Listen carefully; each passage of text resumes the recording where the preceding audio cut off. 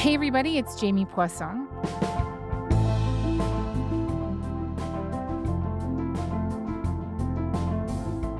What exactly did he say to you in Mar-a-Lago? Well, I would say that what I asked the president was, do you want to buy more oil and gas from Canada? And he said yes. And I think that's a common ground. So that was Danielle Smith talking about her message for Donald Trump when she met him last January, not once, but twice, at Mar-a-Lago and then at his golf club the following morning. It's been almost a year since the Alberta premier met with the then president-elect, who was on the brink of a trade war. And a lot has happened since. From a renewed push for a separatist referendum, to election recall campaigns, to a big, unexpected shift in the relationship between the province and Ottawa, and of course, that conciliatory tone towards Donald Trump. It's been a very interesting and news-making year in Alberta. To talk about all of that and more, two of my CBC colleagues are here. Kathleen Petty is the host of the West of Centre podcast, and Jason Markusoff is a writer and producer in Calgary.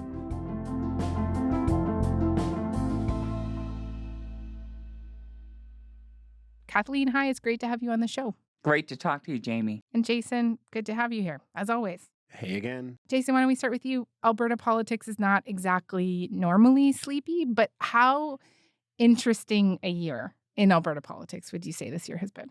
It's been such an interesting year that I don't think I can put meeting Donald Trump like anywhere in the top 20 of things that of major things that happened this year. Yeah. And in some ways, it's kind of shocking to think that happened in the same year as this. That wasn't like a couple calendar flips ago. It's been that big a year in Alberta politics. Danielle Smith is really ambitious in a way that I'm not sure another Alberta leader has been since Ralph Klein, just bold enough to do pretty much everything. Sorry, Ralph Klein back in the 90s and 2000s. Like, she just wants to change and do everything from the education system and the teacher strike to healthcare to oil production and pipelines and changing the deal with the Ottawa and the prospect of breaking up the country, scandals. There's how many hours you have to get into this, Jamie?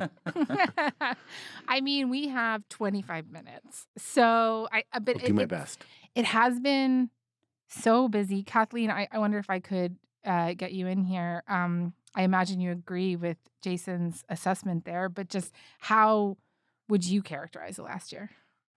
Well, it's funny, Jamie, because it's been tumultuous and normal all at the same time, because that's the way we roll in this province. So what looks on the outside to be tumultuous is actually just what we do in this province, at least what we do, when Danielle Smith is premier. I will say that it is kind of exhausting, and I'm sure Jason would agree. It is hard to keep up with everything that's going on. And part of the challenge is there are so many stories and so many sort of upsets and things that sort of come out of left and right field that you actually don't see coming. And just as you start grappling with that, then there's something else. I mean, Jason went through the list, so I won't go through it again. But, all the things he talked about, and then throw in new license plates and new insurance plans and dual practice for doctors. And of course, all the legislation around transgender people, and obviously the teachers' strike, and the invocation of the notwithstanding clause. And, that's 2025. Hold on to your hats for 2026. Who knows what's coming? Oh, man. That's how I'm hoping we can end the episode. But I know Jason said that the Mar-a-Lago meeting wasn't even in his top 20. But I think for people outside the province in Canada, and also that made international headlines. And just remind us, Kathleen, about her approach to the U.S. president and some of the reaction that got here. Okay, for all the people who are really, really tired of the elbows up and the elbows down reference, I apologize, but it is, germane to this part of the conversation. I think what strikes me about it, when she went to Mar-a-Lago, she was roundly criticized. Are you on Team Canada or not? You look like you're on Team Alberta. Mm-hmm. She was seen as being there to really try and protect, the main industry in this province, which is oil and gas. And also, she was very adamant that any sort of reaction to tariffs with Trump should not use oil as leverage, no export tax on it, no withholding supply. She wanted none of that, and she wanted some kind of guarantee from Donald Trump that he still wanted to buy our oil, even though he repeatedly said he doesn't need anything from Canada, and he listed oil on his list of things that he doesn't need.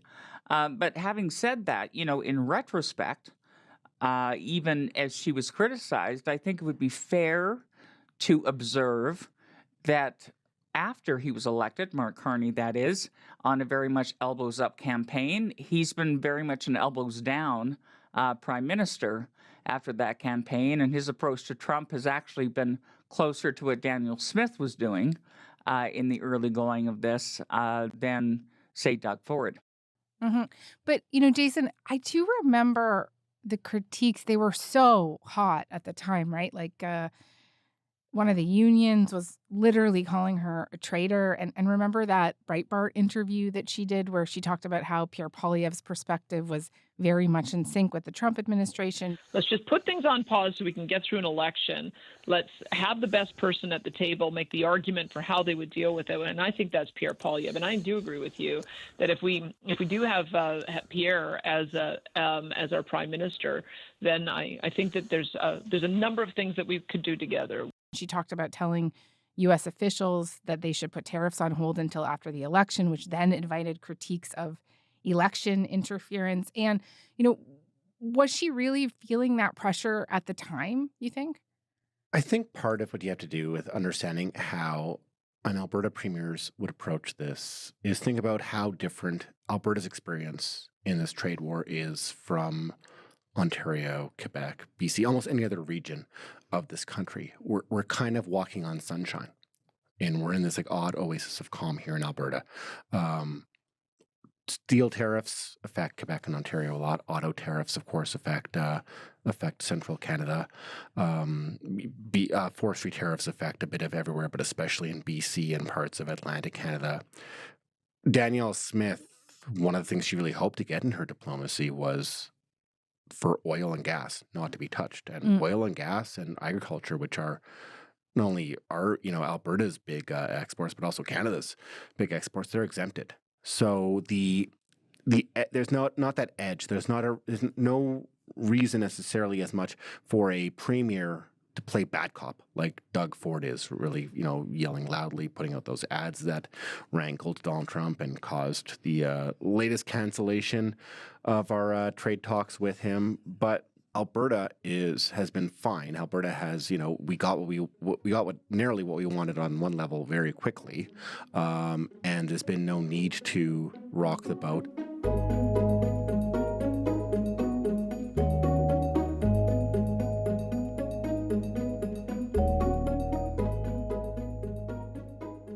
One of you mentioned the notwithstanding clause in those very long lists of developments this year. So I want to talk about that because there have been numerous moves to quash or preemptively block legal challenges or active court proceedings. And Jason, we've talked about this with you over the course of the year, but I wonder if you could just put a bunch of them together for me just so that people can get the bigger picture. With a couple of edge exceptions that are kind of they haven't really been in effect.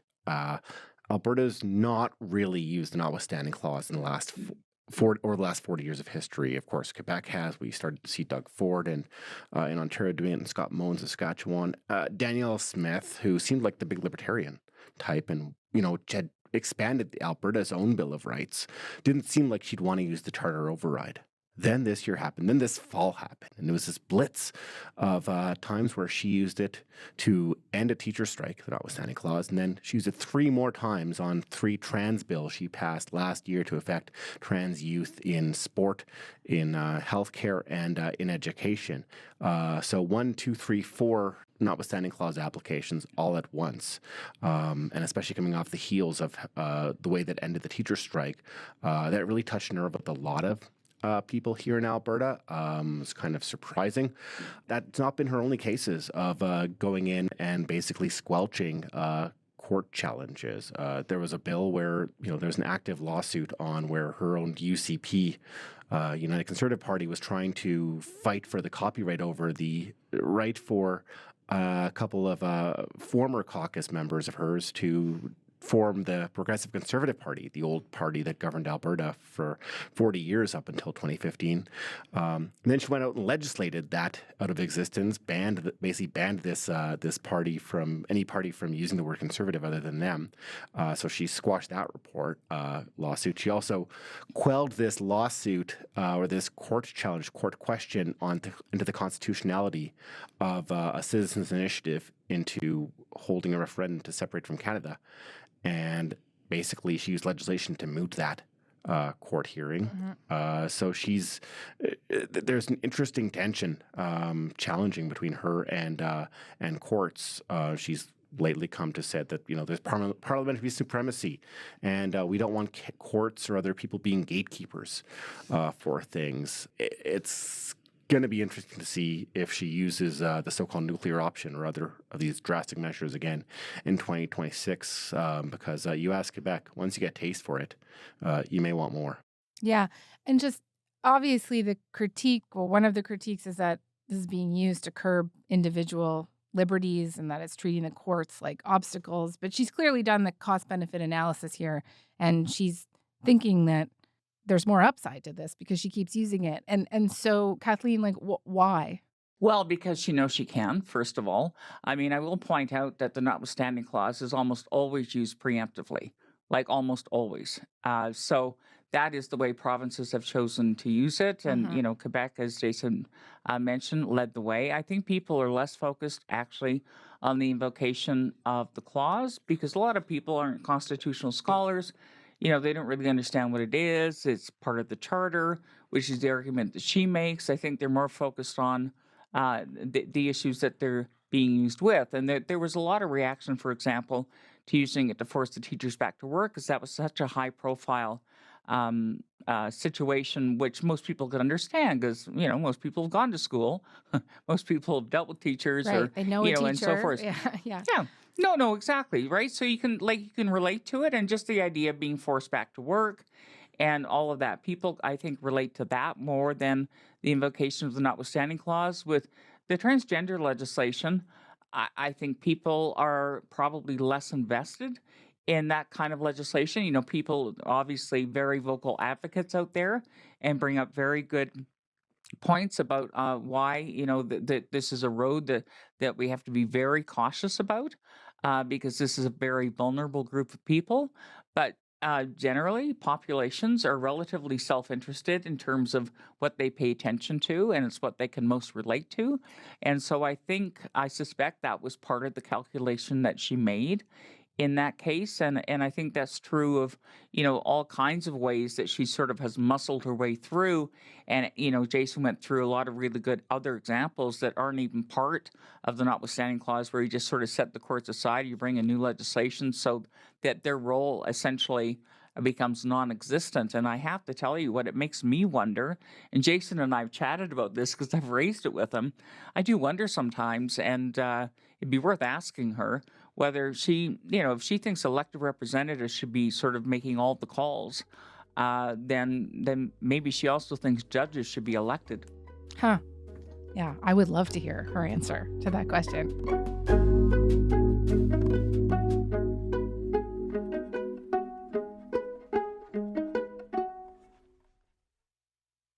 Okay, so let's move to the big story of separatist sentiment. This growing separatist sentiment was given a vehicle, essentially, this year in the form of a law passed that would allow for a referendum to be triggered. And Jason, how would you say the Alberta separatist sentiment story developed throughout the year? It was interesting. There was a sense during the election, because we'd seen this before with the Wexit movement in 2019. People were frustrated that the Liberals win another term, so this separatism movement rises a bit, then kind of wanes a few months after. There was an expectation that it was going to rise again. We started hearing burblings during the election. Sure enough, the Liberals win their fourth term. And then, Danielle Smith is full of surprises. She passes legislation or puts forward legislation like that week, the week that Carney wins, to make it much easier for citizens to force a separation referendum or other referendums onto the ballot. And that really made separatists very excited, very happy. And those separatists are people who are largely inhabit her political base, who form a lot of grassroots members of the United Conservative Party, go to the conventions, cheer for separatism, clog the Facebook and Telegram and Signal message boards. Changing the referendum rules gave them a lot of excitement and a lot of energy. And then she did it again. She just recently passed more legislation to clear more roadblocks from a referendum. It might have been an impossibility, but now they could be collecting signatures for referendum early in the new year toward a potential October referendum to break apart Canada. Right. I mean, just to be clear, it's very possible that we will be watching Alberta vote on separation sometime in 2026. Well, can I just say it's also very possible we won't, because we'll see how many signatures they can collect. They still have to collect 177,000. The Alberta Prosperity Project, says they're very confident they can, and maybe they can. But then there's the Forever Canadian question as well, which is, that's Thomas Lukaszuk, who headed that up. He's a former deputy premier in Alberta. Jamie, and his was sort of an affirmation of Alberta's place within Canada, but he would prefer that it just be something put to the legislature for MLAs to vote on, but a decision hasn't been made on that. So we could have none, we could have one, we could have two in 2026. It's hard to say. Two. Okay, but I mean, just on the idea of like how popular separation is in Alberta, Jason, you very kindly put up with me and our senior producer, Elaine Chow, for a few days in Alberta earlier this year. We went to talk to people in the town of Three Hills, where people were getting ready to vote in a by-election. And there was an avowed separatist on the ballot, and there were questions about whether he would get elected and whether Alberta would have a separatist in the legislature. And it turns out he just didn't get a ton of the vote. And how are you thinking about what went down in Three Hills today? Well, yeah, that candidate, leader of a non-UCP separatist party, the Republican Party, finished third. But the separatist movement has remained strong and very vocal within Danielle Smith's own conservative base. The fact that this other petition that Kathleen mentioned, this Let's Stay in Canada petition, 1 in 7 eligible voters in Alberta signed this kind of benign petition saying, yes, we should stay in Canada, is a really big affirmation that a large number of people would be vocally ready to fight for Canada should we have a separation movement that actually gets a referendum onto the ballot.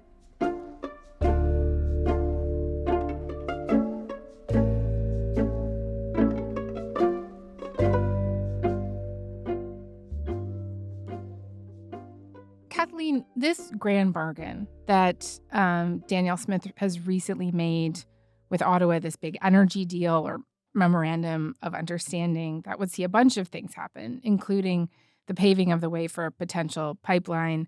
Do you think separatist sentiment played a role in influencing these negotiations at all? And do you think that the deal has done anything to affect separatist sentiment now that it's been announced? Well, there's the hardcore separatists, Jamie, and then there's those around the periphery of it who maybe not, right? So not as committed. What I would say is the hardcore separatists, they don't want the MOU, and it's important to note that they just don't want a federal government. So when people say, well, if only Pierre Poilievre had won, these people wouldn't be pushing for separation, they would be the first ones to tell you, bull. We don't want a prime minister of Canada telling us what to do. We don't care what party they're from, because at the end of the day, their argument is that you cater to the provinces with the most votes, with the most MPs, and that is always going to be Ontario and Quebec, and it's never going to be Alberta. So that's the hardcore. So I think Danielle Smith, she's pretty realistic. She's a pretty savvy political operator. I don't think she imagined she was going to change their minds. But, they're pretty, they're intent and intense, but they're still they're not 30%, right? They're much smaller than that. So let's give them 15. The other 15 are sort of willing to flirt with separatism if they feel that Alberta is, getting a raw deal, will continue to get a raw deal, and will never get a good deal.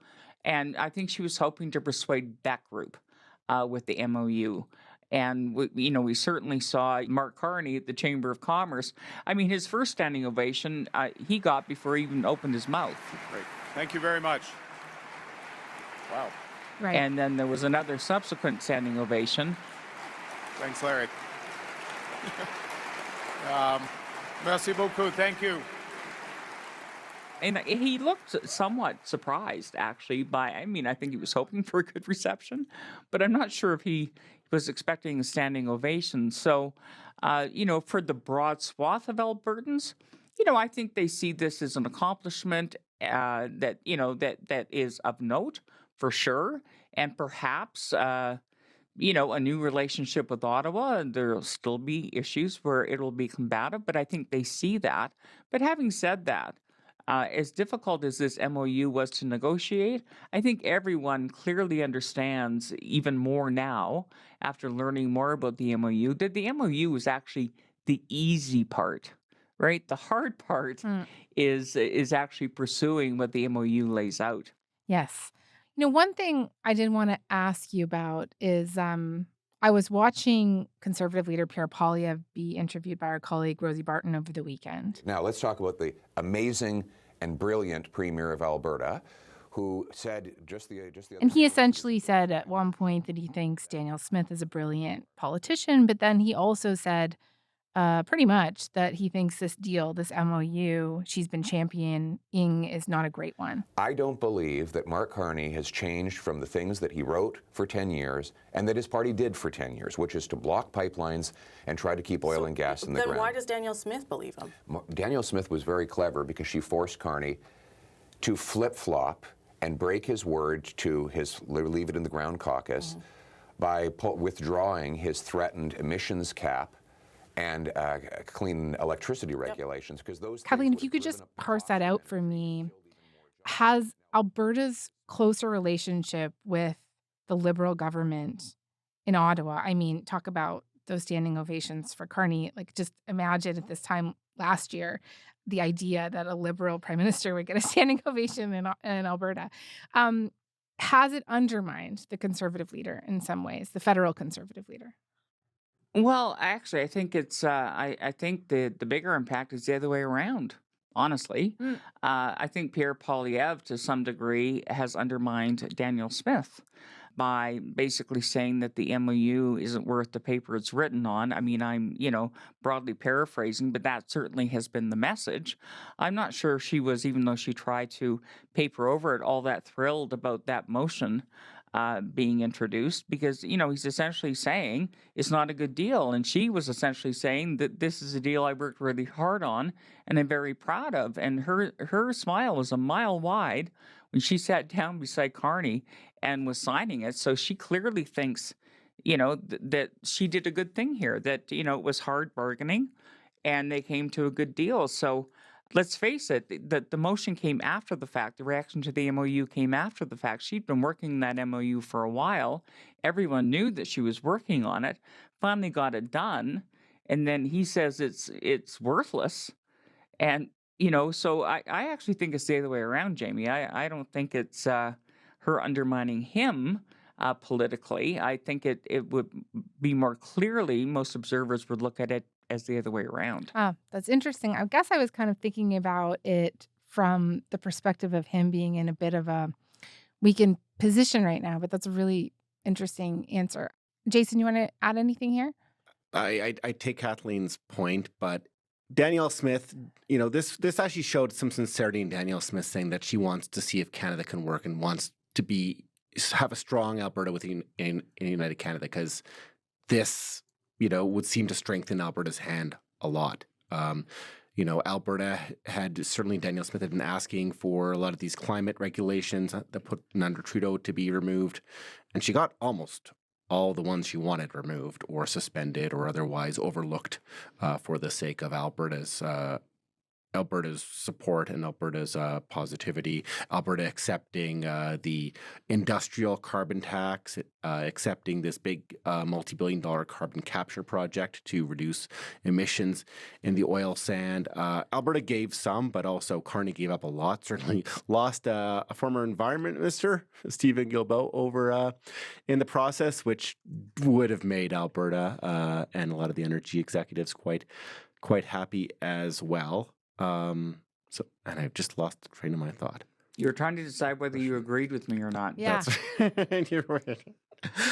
But ultimately, Canada is, when a Conservative premier is happy and sees that Carney is working with those Conservative premiers, like in Ontario, where Doug Ford has a very good relationship, that does hurt Pierre Poilievre's ability to relentlessly criticize Mark Carney as having broken everything. So, I don't think that she's certainly doing out to get Pierre Poilievre, but she's not going to resist praising and being complimentary and being collaborative with Carney if it's going to be in the province's best interest, even though it doesn't necessarily serve Poilievre's best interest. Yeah, but I would add that I think that Poilievre isn't even remotely aligned with Doug Ford.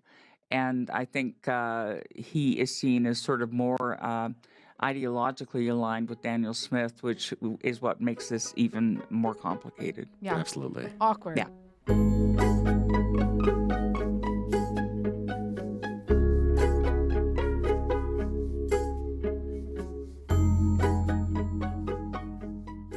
Very quick, before we wrap here, I wanted to ask you both about this recall story, just on the theme of very eventful things happening in Alberta. Just because from the outside, looking at this from Toronto, it seems pretty wild and unusual. The premier and nearly half of her United Conservative Party caucus are currently facing these recall petitions to remove them from office. And Kathleen, is this a big deal? Like, what's going on here? Well, first of all, it seems pretty wild here, too. Just so you know, Jamie, it's not just you that thinks this is wild. We do, too. You sort of knew when this recall legislation came in. It came in under Jason Kenney. But again, it has been amended to make it easier to do it. But having said that, it's still not easy, right?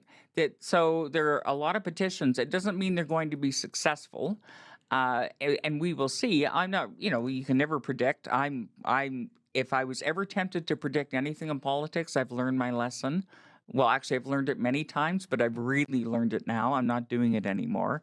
But I will at least observe that it's still a very high bar, right, to get the number of signatures required to trigger a recall vote. There were closer ridings in Calgary. Quite a few close ridings, and so those would be the ones that you would probably keep an eye on where it might happen. So, but for the most part, I think we expected that with all the different ways that Danielle Smith has intervened on troublesome issues with new legislation to either, overhaul it or just amend existing legislation, she resisted doing it with the recall legislation yet again when it was seen to be problematic. And I think the expectation was that she would intervene and do something, and she chose not to, which is kind of interesting to sort of understand how she expects that this is going to play out. I will tell you, and again, I'm not predicting it, I'm just saying I'm hearing more and more people think she'll get ahead of it, potentially by going to the polls early, right, and just making the whole thing moot. So essentially, what you're telling me is that in 2026, we could see an election up to 2 referendums, and then maybe movement on this pipeline. The hard part and of the MLU. Pipeline and a pear tree. That feels I'm just saying I'm hearing more. Look, I don't know if they're going to go early. She insists they're not. But, the fact that she hasn't touched the recall legislation any further to kind of put a cork in this, it's hard to know. Or maybe she just might do that in the New Year's. Maybe she's got that in her back pocket and it's still coming. But I think what I'm saying is predict nothing for 2026 and expect everything. Okay. Well, that seems like a good mantra to just live by, basically. Not just for Alberta, but just for everything. Guys, this was a real pleasure. Thank you very much. Well, thank you. Thanks, Jamie.